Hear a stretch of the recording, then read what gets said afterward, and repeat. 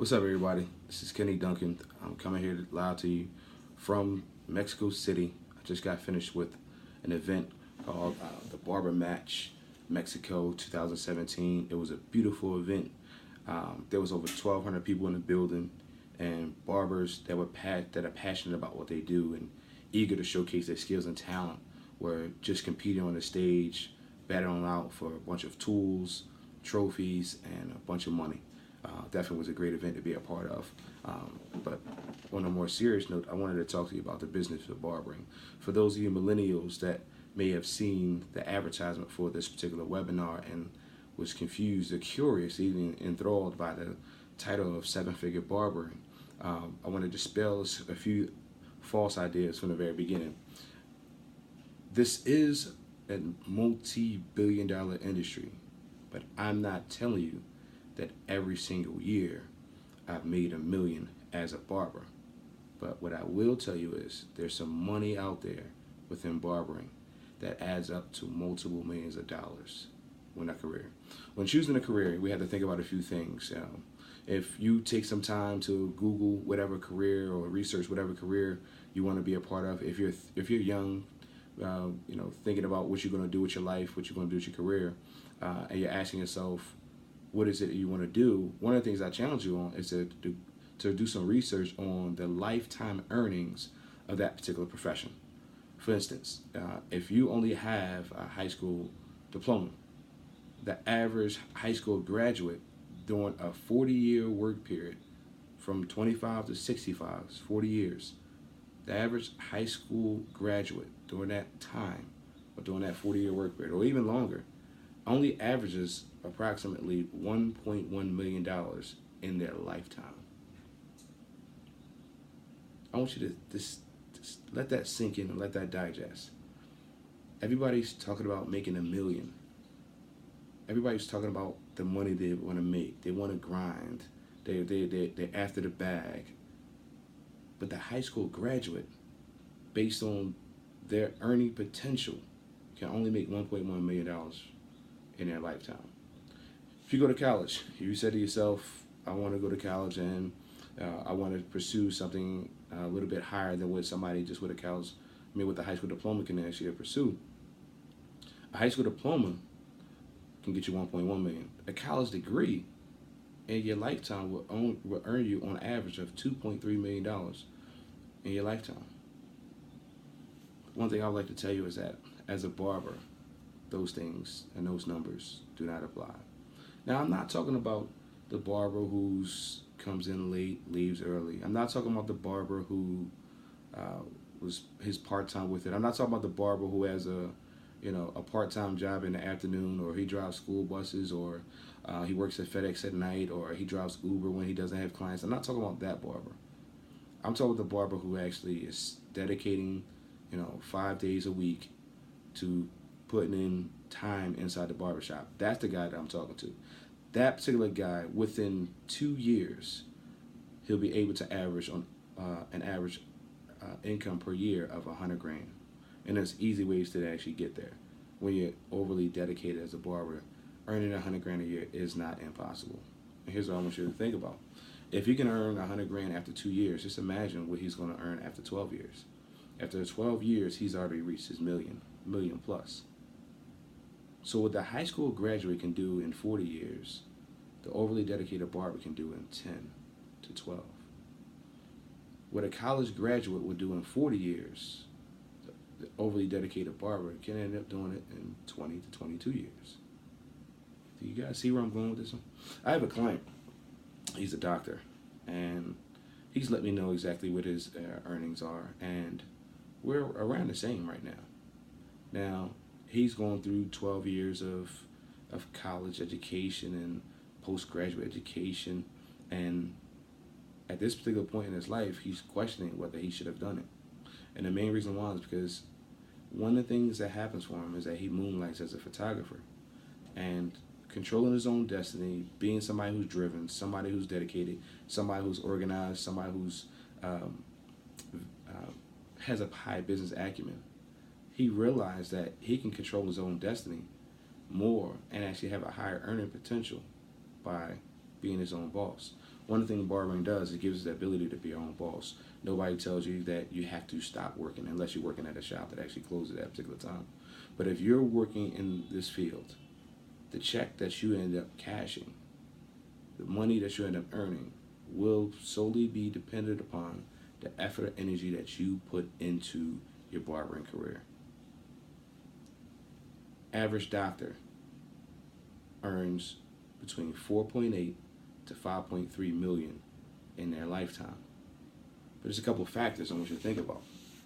The average doctor has to pay a high amount of money back in student loans, so he's not going to keep and retain the 4.8 to 4.3. The average doctor is spending 12 years of their lives in school just to get to where we are now the same per year. It's not necessarily what the ideal person who has a high business acumen really would really want. If you learn quickly and you don't need, if you're disciplined enough where you don't need to have a university challenge you to complete your work, then you're ready to be an entrepreneur. And I call myself an entrepreneur that uses barbering as a trade, by which I actually make my living. So as a dedicated barber that's been cutting hair for almost 20 years, I know for a fact that I've matched and actually surpassed a lot of my high school homies and people that ended up going to college that were friends in my neighborhood. I've surpassed them as far as what I've earned per year and what I've earned in my lifetime thus far. And the main reason why is because I've been really dedicated to this career.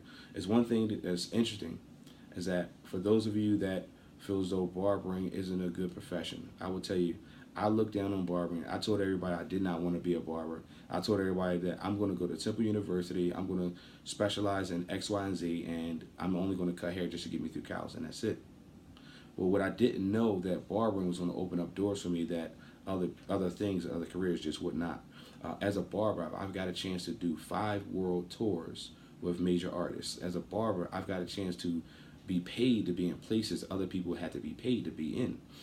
As a barber, right now, I'm in Mexico City. I had to teach a class and out here again, and I was a part of a judge for a barber competition, but I'm eating good food, seeing some good sights, around some great people, and I cannot complain about that.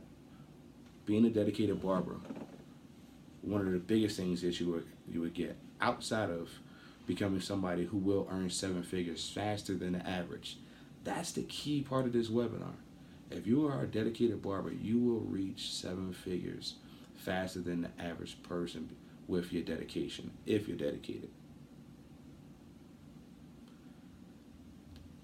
Best thing that we have outside of the earning potential is the ability to build valuable relationships. I honestly can tell you that as a barber, that I probably experienced just about every experience that the person that makes $1 million per year will experience because of the value of their relationships. There isn't any industry that I'm not connected to based off of me cutting somebody's hair. I was featured in a Nike commercial earlier this year. How many people do you know have been in a Nike commercial? That's not something that just happens. But being a dedicated barber, open up relationships, open up doors for me to be in the same year, be in a Nike commercial, and be a part of an Adidas commercial. The interesting thing is, there's another relationship that I built through me being a barber. They allowed me to be a part of a Reebok commercial. So all the sneakers that I wore growing up, I've been a part of their marketing campaign because I'm a barber. If that's not valuable, I don't know what is. My encouragement to everybody listening, everybody watching, is if you're going to choose this career, be passionate about it. And one thing I like to say about myself, I'm just a local barber who loves what he does. The key thing is I want to keep a humble mentality and keep a high passion for what I do. If you're passionate about what you do, you're always going to put your best into it. You're always going to be eager to learn. You're always going to be eager to grow. You're always going to be in a position where you're looking to become a better version of yourself each and every day. And that has been one of the keys that opened up many doors for me to be a part of so many different things. I've toured with Lady Gaga, servicing her band and servicing the dancers I did that for 4 years straight. Later on this year, I will start again. They're doing a tour inside the States, and I will be a part of that tour again. And the only reason why I'm a part of that one is not because I'm the best technical skilled barber out there. It's because I'm dedicated, and I've each and every year looked to add something to my repertoire to make sure that I'm valuable to somebody different every single year. So one year I'm focusing on how tight my outlines are. Next year I'm focusing on the quality of my fades. The next year I'm focusing on my scissor cuts. The next year I'm focusing on my razor shaves. Next year I'm focusing on me adding blow dry styling as a strong part of my repertoire. Next year I'm focusing on business. Next year I'm focusing on franchising. So each and every year I'm focusing on something different to make me valuable within this industry to somebody that causes me to continue to build relationships, continue to build partnerships, and continue to add to my earning potential. My encouragement to you guys is that I'm nobody special that can do things that you can't. But what I am telling you is that if you treat this career with passion and put your all into it, you will be on a fast track to earning a large amount of money just being a barber. And it's funny because I'll have to laugh when I say it, because I literally told a lot of people that I did not want to be a barber. Now, for the guy who did not want to be a barber, now I'm heavily involved into it, and that's all people really know me for, is how dedicated I am as a barber. And what a large amount of people know me is that. The closer you are to me, you'll know me for more other things, but the world, through social media and through internet and just through the accomplishments and how things have been publicized, you know me as being a dedicated barber. There's a few things I want to let you guys know. I do have a line of wooden razor holders called the KD Collection. There's a part of the KD Collection, and everybody in here will have an opportunity to get a discount on ordering those things, because you will be able to use the code that's listed below right now to be able to focus on you logging on to the website and being able to purchase these items at a discount rate. That's not available to anybody who was not a part of this particular webinar. The other things I want to let you know that if you log on to KennyDuncan.com, you will find many different articles that have written that will support some of the things I'm sharing with you about barbering, such as the one thing I want to tell you about is that you have to think about more than just how tight your haircut is going to be. My mentors told me that in order for me to be a great barber, I had to focus on being the sharpest barber out there. Now, those mentors that I had were limited at that time because their experiences were very limited. So the more I grew in this industry, I realized that I had to employ more mentors. So step one to you growing and being a better version of yourself is definitely going to be you employing more mentors. And as I grew with more mentors, different challenges came about because they stretched me into different ways. And I ended up writing an article called Good, Fast, and Cheap, because the ideas that I've learned from many of my mentors have helped shape how I run and construct my business. And what I had to think about for me and think about for you is, as I give anybody advice, if I had to ask you, what type of service provider do you want to be? Do you want to be somebody that provides fast services? So when you tell me that your haircuts cost $10, I'm not going to tell you that you should be raising your prices. If you charge $10 for a haircut, what I am going to tell you is that you should aim to get all of your clients out of your chair in 10 minutes. You should not be aiming to make sure that every single client has a perfect haircut. Your goal and your earning potential is solely tied to how much money you can make per minute, not what you charge per haircut. I know somebody that charges $50 for a haircut, but they take an hour and a half on each haircut. But then I know somebody else that charges $14 a haircut, but takes 7 minutes on a haircut. So which one is cheaper? Not to the client, but which barber is really cheaper in his time? The barber that charges $2 per minute and has a barbershop that earns over $1.4 million a year? Or the barber who I guarantee you isn't even hitting 100 grand, but charging $50 a haircut, taking an hour and a half, because his value is below $1 a minute. Something to think about. So when you're arguing back and forth with somebody about the quality of a haircut, here's what I want to challenge you on. Think about what the client wants, not what the barbers who are not paying you in your barbershop want.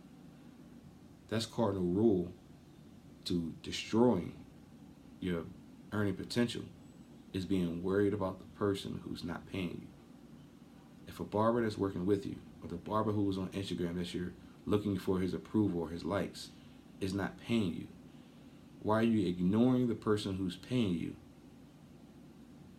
and determining your opinion on your work based off the person who's not paying you? You should be determining your value based off the people who are paying you. And there's some food for thought I want to give you. There are a large amount of companies making billions of dollars a year off of bad haircuts. Think about it. Billions of dollars a year are being made off of bad haircuts. And here we are arguing over whether a line is still in the fade, or whether a front line is crooked, or whether a beard is uneven, or whether you took somebody down too low. Earning potential. Think about everything you should do. Set a timer to all your services. Here becomes a problem. The average barber doesn't track their progress. It's a phrase that a mentor of mine shared with me. If you can't track it, you can't grow it.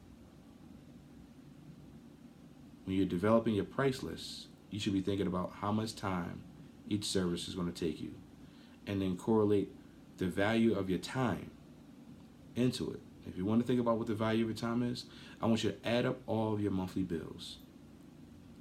Then I want you to add up the amount of money that you want to save on a monthly basis. Then I want you to think about that dream, that goal that you have. You have a dream in a couple of years that you want to buy a house, but you're going to need $15,000 in the bank for your closing costs. You have a dream of paying off all your debt. You have a dream of opening up a barbershop. Whatever that dream is, it could be a 2-year goal. But if it's a 2-year goal, I want you to figure out how much money it's going to cost to finance that goal. And I want you to divide it by the number of months, which is 24 if it's a 2-year goal. And then I want you to take that number and add it to what your monthly bills are and how much you want to save per month. Then the next thing I want you to think about is, how many hours do you want to work in a week? If you want to work 40 hours, you want to work 50, you want to work 60. Then you want to take that and multiply it by 4. And when you have all 4 of those numbers and you added up 3 of them, you should have one large number, which represents financially what you want to earn in a month. And then you have one small number that determines how many hours you want to work in a month. And you want to take that number of how much you want to earn within that month, and you want to divide it by the amount of hours that you want to work in that month. And now you just found out the value of your time. Some of you might have a value of $10 per hour. Some of you might have a value of $15 per hour. Some of you may have a value of $20 an hour. Or some of you may have a $30 value per hour. Depending on your life, depending on your structure, depending on your goals, depending on your dreams. That's what's going to determine what your value is per hour. Now, this is what I want you to think about. Now that you know the value of your time, now that you know the value of the hour, of each time or each hour that you spend inside of your business, aim to meet that and exceed it. If your value is at $30 an hour, that means every single hour you want to at least be earning that $30. Now here's one of the challenges. We all know that the barbershop has some slow days. What are you going to do at that time? Are you going to scroll through Instagram who's not paying you anything, but not using it for marketing materials or marketing purposes? Are you going to take your time to actually invest into your career during that time? I challenge you on this. What are you Googling? Are you Googling something that's going to be productive to help you increase your earning potential? Are you looking to become faster at what you're doing? Are you looking to become better at what you're doing? Are you looking to add to what you're doing? Are you looking to become more efficient at what you're doing? Some of you haven't thought about these things. Literally, you spend a lot of time on WorldStar. You spend a lot of time on Instagram. You spend a lot of time you're on your Explorer page that leads you to nowhere land. My challenge to you is respect the value of your own time. Maximize your earning potential. Minimize the amount of distractions. I'm not saying live an unbalanced life. I'm not saying dive everything into business. But what I am saying is, if you want to work 50 hours per week, You should be at work those 50 hours for a week, not for fun, but for finance. And I had to put that out there because one of the things that end up killing a barber's career is them looking to go to work to have fun, looking to engage with other coworkers versus looking to engage with more clients, or looking to engage with clients and upselling them on additional services. There's a large amount of things that happens in the barbershop. The culture of the urban barbershop can end up killing your earning potential. And I'm known for becoming disconnected from those things because I know exactly what they do. I'm not saying I never got caught up in it, but what I am telling you is there's more times when I'm not versus when I am, because I know exactly why I'm at work. I'm at work to provide for my family. I'm at work to fuel that dream. I'm at work to make sure that I'm accomplishing the things I need to accomplish.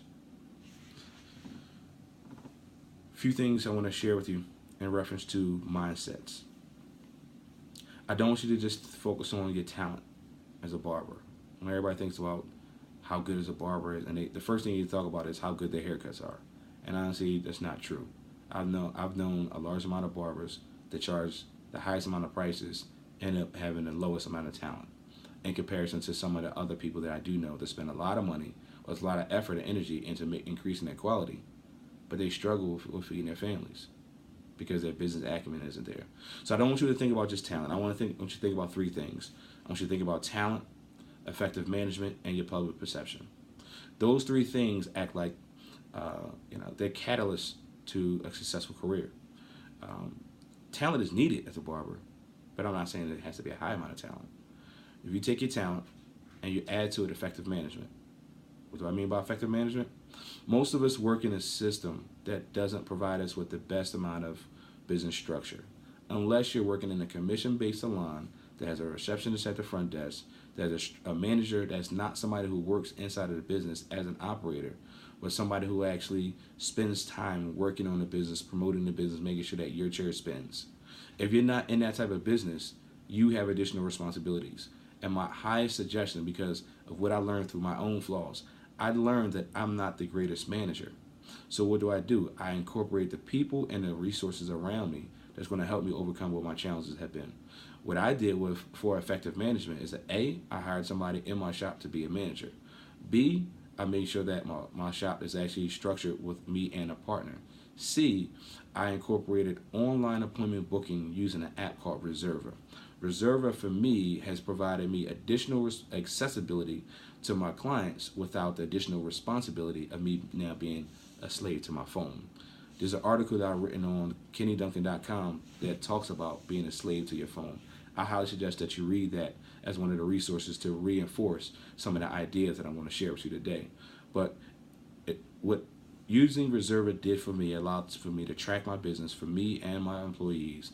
It allowed me to see exactly what service is being rendered the most, what services need to be put on sale, what do I need to advertise. It lets me target my marketing. It lets me figure out what do I need to advertise to increase the sales of that particular service. Most barbers are not even thinking about this. But if I'm thinking about some of the things that's a challenge, for instance, a lot of barbers do eyebrows, but a lot of barbers don't advertise specials of doing children's haircuts and the mother's eyebrows for free. You now can increase the value of your children's haircuts, but then on occasion discount it to what your regular price was by actually telling them that you're getting a free service.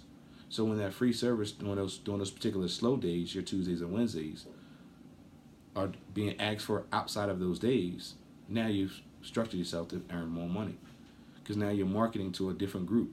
Instead of just focusing on the males that can come into your business, you now focus on the men and the women that can come into your business. So effective management is highly essential. I'm not talking about the quality. I noticed I didn't talk about how good the eyebrows had to be. There's some ladies that just want their eyebrows cleaned up with a razor by a barber, and you're losing out and missing out on the money because you're not tracking your business. Track your business so you can grow it and become a very effective manager by adding to your repertoire, adding to who you are, resources that can help you present yourself to the public to be better than what you really are. The smartest people that I know operate with this mindset of they know that there's some things that they don't know. And when you operate in a space, you know that you don't know that you don't know. There's some things that are out there that you do not know. I know it sounds funny, but I want you to chew on that for a while. Until you bring other people and other resources into your life, there are things that they know that they can invest into you and impart to you that's going to help you become better. But because you don't know those things, you don't know what questions to ask. You don't know what things to do. So I am now a better and more effective manager, all because of the people and the resources that I put around me who's taught me the things that I didn't know before. But you never even know to find those things out because you didn't know. But you got to operate in the space of knowing there are things out there that you don't know. After you've added to your business, your talent level, and your effective management, I want you to think about your public perception. What things are you doing to advertise to yourself, to the public, of controlling your PR? What are you involved in? Are you involved in your community events? Are you involved in things that's going to cause you to become more valuable to a different group of people? If you're not in a space where you're actually focused on that, you're going to lose out a lot in reference to the value of your time, the value of what you're doing, because you're not putting yourself out there as somebody who's actually valuable. Now, one of the things I would tell you is I've added to my repertoire online appointment booking, but I've also added a personal website, which is kennyduncan.com, which features everything. It's a hub in which you can actually reach everything. So when somebody wants to know something about me, honestly, they'll find it through my website. But then on top of that one, I'm creating so much content, or so much content is being created that's utilizing my name, that I may not be famous, but when you just Google Kenny Duncan, it appears that I am. I'm a local barber who just loves what he does. But there's a lot of electronic thumbprints out there that's sharing with you a part of the Kenny Duncan story. And I encourage you to do the same. So some of these things you should be doing during your spare time, during your slow days, is focusing on what does the public know about you? Because you have to answer this question. What are your clients saying about you when you're not around? That's what you want to know. When some of your clients who work in corporate America are at the water cooler and somebody compliments someone on a haircut, are they only going to talk about the haircut that you got? Or are you only going to talk about the haircut? They only talk about the haircut they got by you? Or are they going to say something in reference to the charity events that you're being a part of? Or are they going to say something in reference to the amount of things that you're involved in? Are they going to talk about how cultured you are? Are they going to talk about how you're such an inspiration to them because you're always giving them valuable insights? What are they going to say about you? Those are some of the things you got to think about. And controlling your own PR, being involved with a lot of things other than just cutting hair is going to be some of the things that end up providing you with solutions for. Some of the things that I'm going to suggest that you do. Join your local Chamber of Commerce. I, as an African-American barber, have been a part of the African-American Chamber of Commerce for a while, and it's opened up doors, it's connected me with relationships, and it exposed my business to a large amount of people. Two major networks that I've been a part of have been my local YMCA, three major networks: local YMCA, my brother's keeper organization, and Independence Blue Cross as network. My business had to advertise through their networks, so more than 40,000 people have found out about me through an email blast, all because of the relationships I built through these networks. Am I saying that I'm the best? No. Am I saying that I could do some things that you can't? No.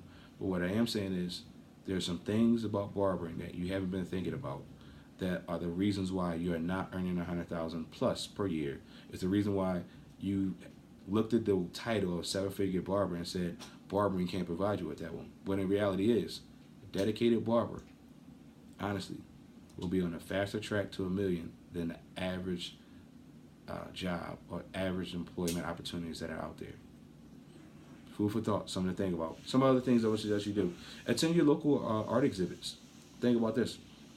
If you want to attract a client that's going to be somebody that's, respecting your time, respecting your prices, and respecting the additional services you want to offer, you have to think about the clients with disposable income. And somebody who's purchasing art is somebody who has disposable income. The person who's spending, $1,000 or more on a painting, their bills are paid. Well, it should be anyway. But they're thinking about art as an investment. Attending your community meetings.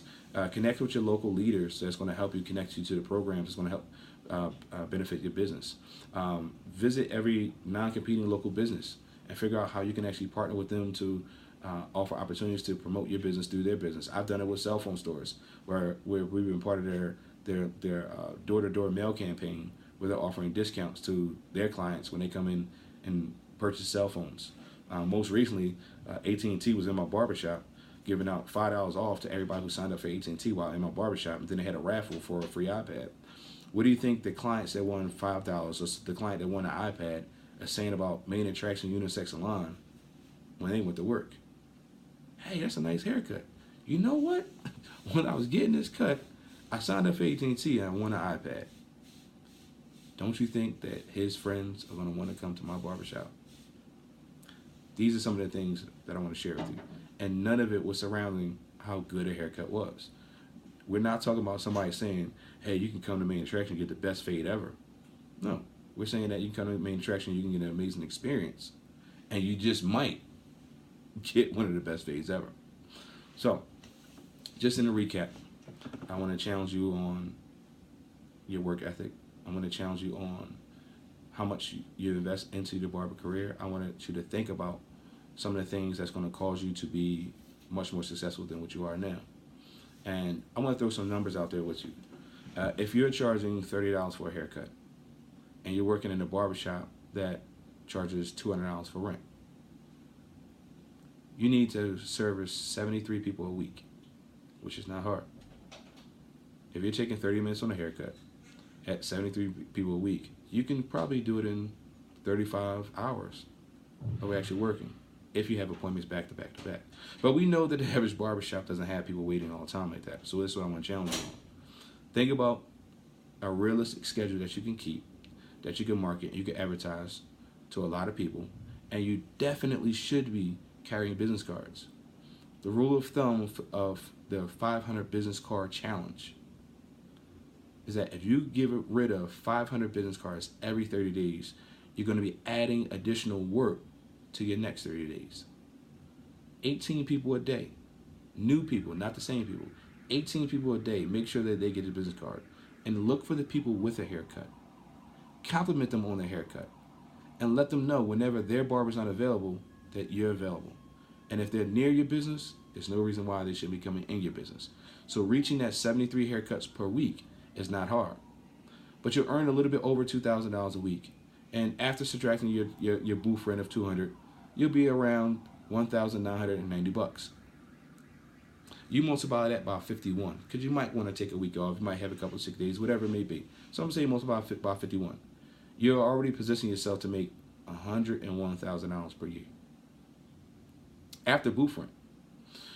Some of you may be working inside of a commission-based salon.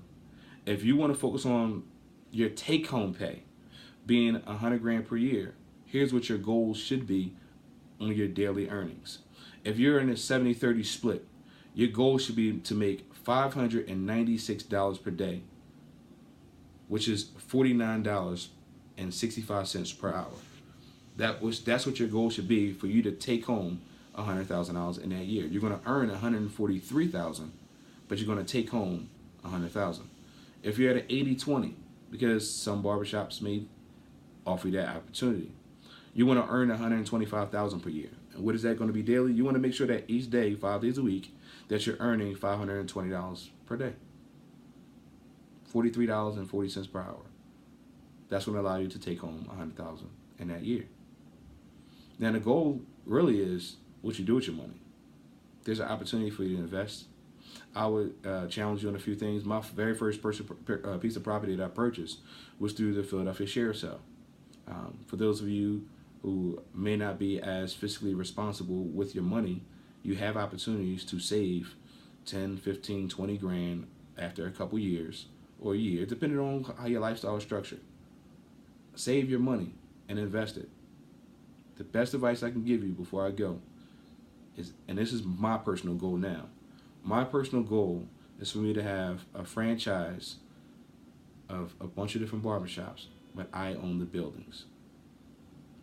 Right now, I own a barbershop. I do not own the building now. I have a very successful, huge barbershop called Main Attraction Unisex Salon. Currently, we have 13 people inside of this salon, but I've also partnered with another business called Phoenix Salon Suites, and I did it for the purpose of learning the franchise business, because what I'm doing in my spare time is investing into my future. I'm investing into my mind and understanding and learning and growing how to become a better businessman so that I can become better suited for my family. Those are the things that I want to share with you today. I hope that you got some valuable information that's going to help you reach for the stars. And I challenge you to aim high, and don't be mad when you fail. Don't beat yourself up when you fail. Because the reality is, when you aim high and you fail, you're going to fail a lot higher than the person who never aimed at all. That's my time. I'm Kenny Duncan. Make sure you check out KennyDuncan.com for some additional resources. And don't forget to look at the discount code or use the discount code listed below so that you can actually purchase one of the Kenny Duncan razors as well as the K Duncan comb collection. Also, I have three more comb designs I'm adding to my 6 comb collection in the next couple weeks. So make sure you pay attention to KennyDuncan.com so you can see those things coming forward.